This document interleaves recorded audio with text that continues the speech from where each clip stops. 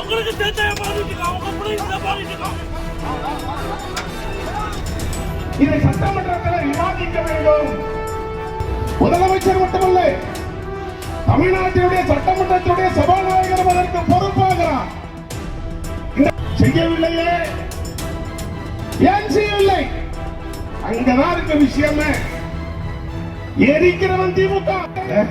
நீ எல்லாம் ஒரு சுகாதாரத்துறை அமைச்சரா?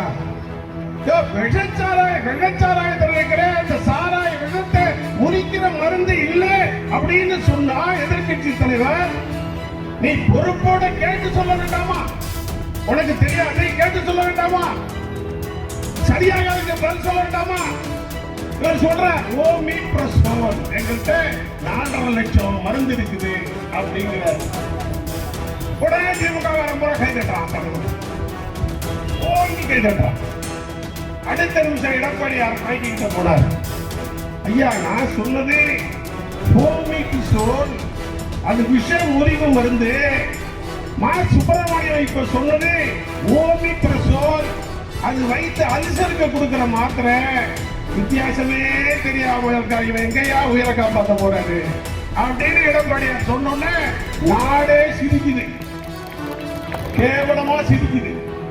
சுப்பிரமணியத்தை பார்த்து இதான நிலைமை. நீங்க ஒரு விஷயத்தை நல்லா தெரிஞ்சுக்கணும் நண்பர்களே.